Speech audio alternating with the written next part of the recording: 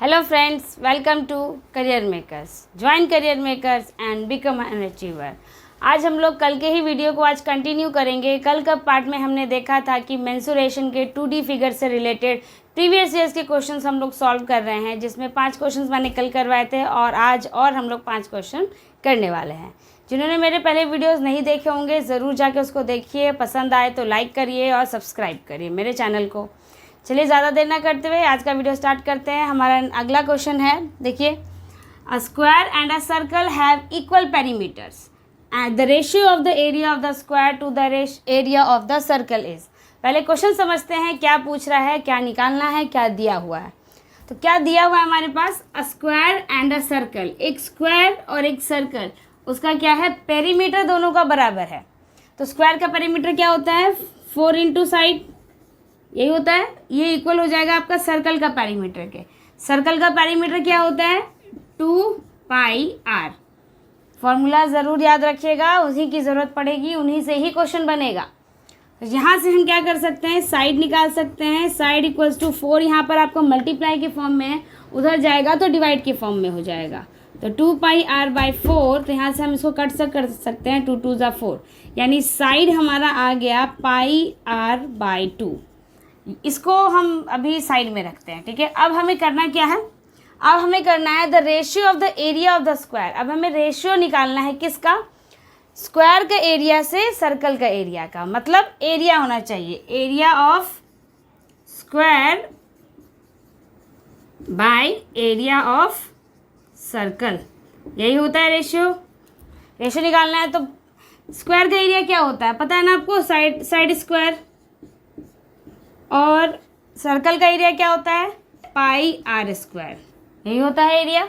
अब side square हम कर सकते हैं, साइड इक्वल्स टू हमने कितना निकाला हुआ है, πr/2, तो साइड का स्क्वायर यानी इसका स्क्वायर, इसका स्क्वायर यानी कि πr/2 इंटू πr/2, 2 टाइम्स लिख देंगे ना इसको, स्क्वायर है मतलब ये दो बार हो जाएगा।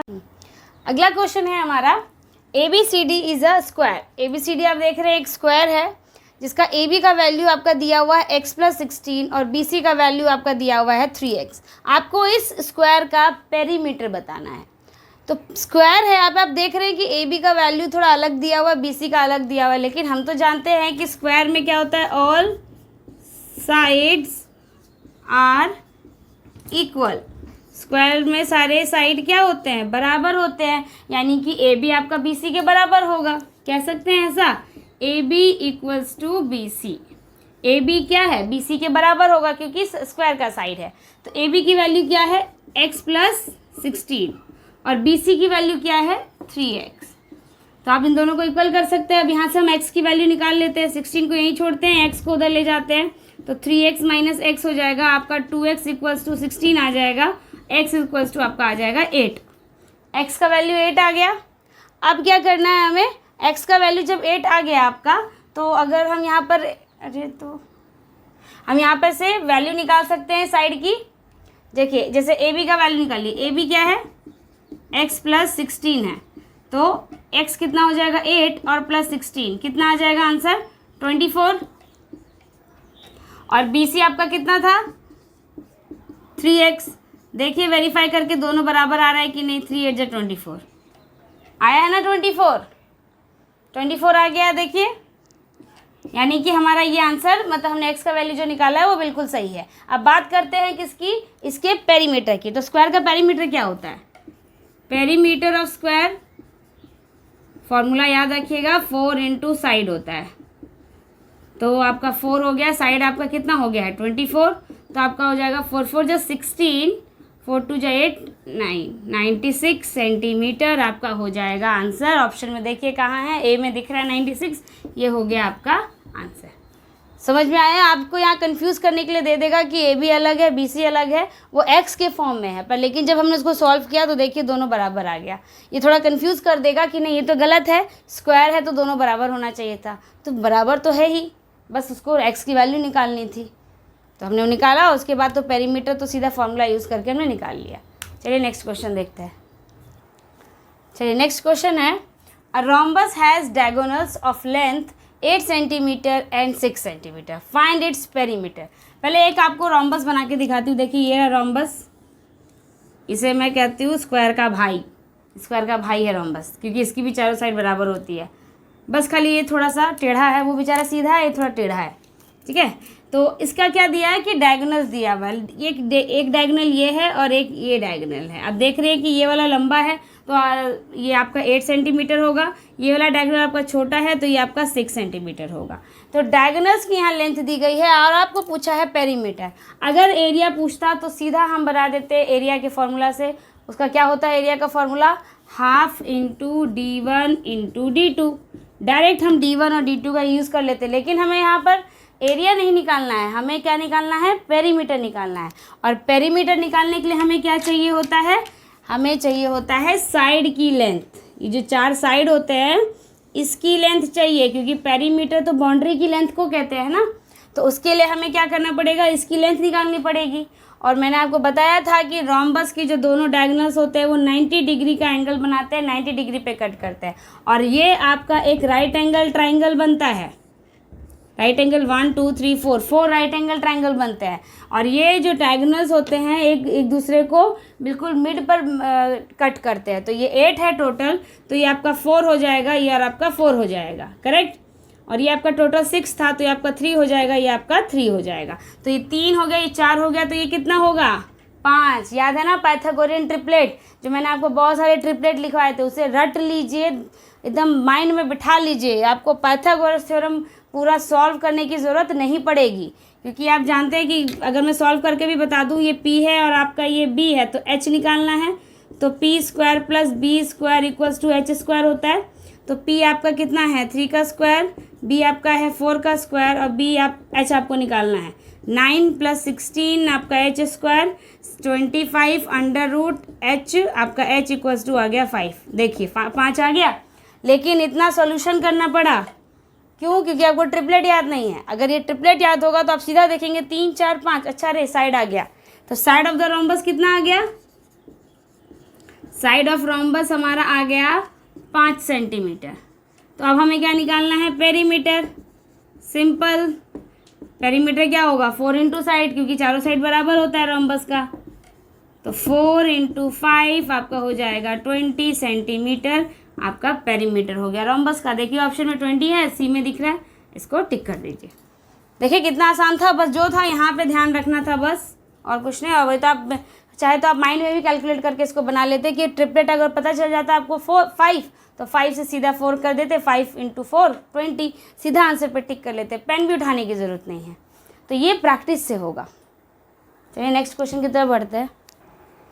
चलिए हमारा नेक्स्ट क्वेश्चन है, the area of the triangle is equal to the area of the circle whose perimeter is 6 pi centimetre. एक ट्राइंगल है, उसका एरिया इक्वल है किसके? सर्कल के एरिया का, और जिसका पेरीमीटर 6 पाई सेंटीमीटर है। मतलब पेरीमीटर ऑफ द सर्कल कितना दिया है आपको? 6 pi. If the base of the triangle, जिस ट्राइंगल के ऊपर बात हो रही है उसका बेस आपको गिवन है और आपको उसका हाइट निकालना है। और ट्राइंगल का एरिया आप जानते हैं half into base into height. तो आपको यहाँ पे बेस आपको दिया हुआ है और आपको हाइट निकालना है। तो सबसे पहले बात करते हैं पेरीमीटर ऑफ द सर्कल की। सर्कल का पेरीमीटर क्या होता है? पेरीमीटर आपको दिया हुआ है, पेरीमीटर ऑफ सर्कल दिया हुआ आपको 6 पाई, और ऐसे फॉर्मूला क्या होता है? 2 पाई r इक्वल्स टू 6 पाई। यहाँ से पाई कैंसिल हो जाएगा और r की वैल्यू कितनी आ जाएगी? 2 3 जा 6, यानी r की वैल्यू कितनी आ गई? 3 आ गई। और अभी हमें पता है कि सर्कल का जो एरिया है वो किसके एरिया के बराबर है? ट्राइंगल का एरिया। तो चलिए एरिया ऑफ ट्राइंगल निकालते हैं। ऑफ ट्राइंगल नहीं, सॉरी सर्कल, सर्कल का एरिया निकालते हैं, क्योंकि रेडियस हमारे पास आ गया है तो हम सर्कल का एरिया निकाल सकते हैं। क्या होता है? पाई r स्क्वायर। पाई का देख रहे हैं कि आंसर पाई के फॉर्म में है, तो पाई को वैल्यू नहीं लिखते हैं, पाई के फॉर्म में सॉल्यूशन करके चलते हैं। तो r का वैल्यू कितना है? 3 इंटू 3, तो आपका आ जाएगा 9 पाई। तो 9 पाई आ गया सर्कल का एरिया, और यही एरिया किसके बराबर है? ट्राइंगल का एरिया के बराबर है, क्योंकि बोल दिया गया है कि सर्कल का एरिया आपका बराबर है ट्राइंगल के एरिया का। तो ट्राइंगल का एरिया हम लिख सकते हैं, एरिया ऑफ ट्राइंगल लिख सकते हैं 9 पाई, क्योंकि ऑलरेडी क्वेश्चन में दिया हुआ है। और एरिया ऑफ द ट्राइंगल क्या होता है? Half into base into height होता है इक्वल्स टू 9 पाई। ठीक है, अब इसके बाद क्या देख रहे हैं कि बेस तो हमें दिया हुआ है गिवन 8, तो बेस की जगह पर हम 8 लिख देंगे। यहाँ पे सॉल्यूशन करती हूँ आगे, ज़्यादा अच्छे समझ में आएगा। तो हाफ इंटू बेस आपको दिया हुआ 8 और हाइट आपको तो निकालना ही है इक्वल्स टू 9 पाई। ये कट जाएगा, 2 4 जा 8, h यही रहेगा, 4 यहाँ मल्टीप्लाई में है, उधर जाएगा आपका डिवाइड हो जाएगा।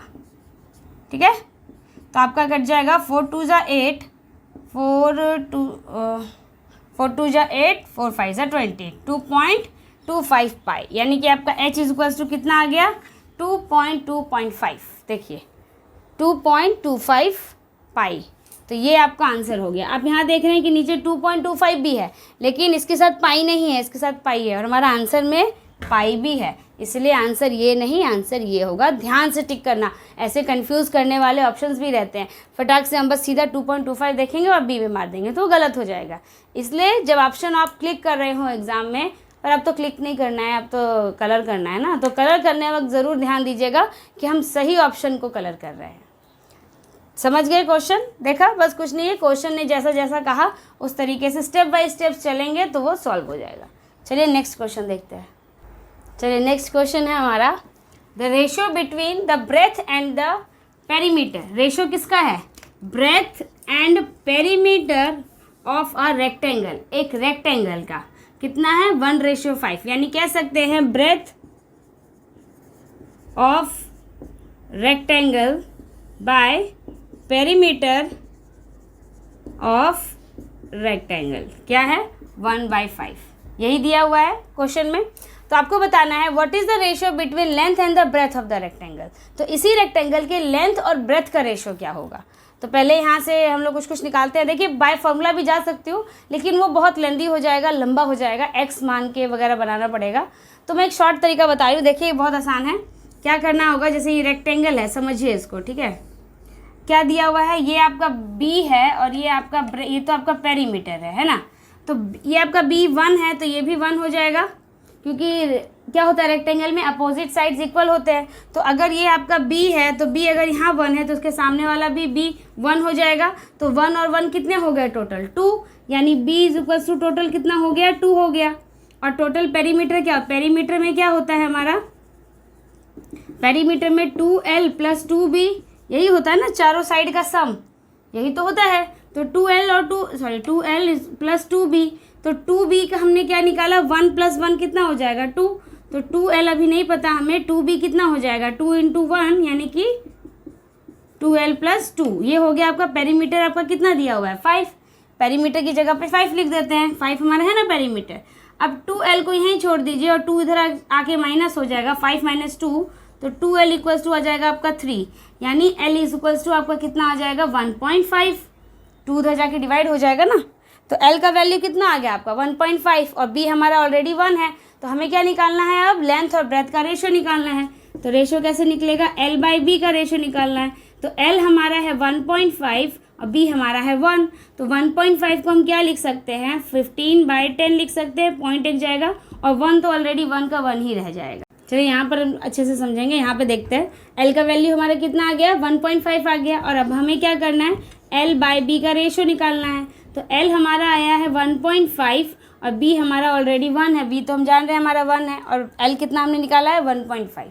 तो अब इसका रेशियो निकालते हैं। अब ये पॉइंट रिमूव होगा तो 15/10 हो जाएगा, और 1 तो ऑलरेडी मल्टीप्लाई हो जाएगा, तो वो 10 का 10 ही रहेगा। अब इसको क्या करते हैं? 15/10 है, इसको लोएस्ट फ्रैक्शन में चेंज कर देते हैं।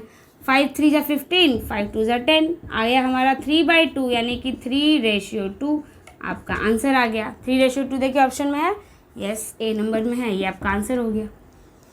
देखा, समझ गए आप क्वेश्चन? अच्छा लगा? कैसा रहा? कुछ डिफरेंट तरह का क्वेश्चन आज मैंने लाया था, थोड़ा सा लेवल को अप करने की कोशिश की थी कि सिर्फ नंबर दे दे फॉर्मूला में। जैसे अगर जो है ए पेरीमीटर अगर निकालना है तो लेंथ और ब्रेथ की ज़रूरत है, सीधा वो दे दो और सीधा फॉर्मूला पे बना दो। उस तरह के क्वेश्चंस तो आप लोग बना ही लेंगे, वो बहुत इजी है। तो मैंने आपको सोचा कि थोड़ा अलग तरीके का क्वेश्चन बनाऊं जिसमें थोड़ा सा दिमाग लगाना पड़े, इसीलिए मैंने उस तरह के क्वेश्चंस लाए। बाकी इजी वाले क्वेश्चंस तो आप लोग बना ही लेंगे, उतना तो सबको आता ही होगा, और आप लोग हैं भी उतने तेज, इतना तो प्रैक्टिस कर ही रहे होंगे। तो ये कुछ क्वेश्चंस थे जो मैंने आपको करवाए हैं। नेक्स्ट वीडियो में हम लोग क्वेश्चंस करेंगे प्रैक्टिस 3D शेप्स के, यानी क्यूब और क्यूबॉइड से रिलेटेड या फिर सिलेंडर कोन से रिलेटेड क्वेश्चंस को हम लोग सॉल्व करेंगे। अगर आज का वीडियो पसंद आया हो तो लाइक करना बिल्कुल मत भूलिएगा, और अभी तक जिन्होंने मेरे चैनल को सब्सक्राइब नहीं किया है ज़रूर प्लीज़ उसे सब्सक्राइब कर लीजिए। मिलते हैं अपने नेक्स्ट वीडियो में। Thank you very much.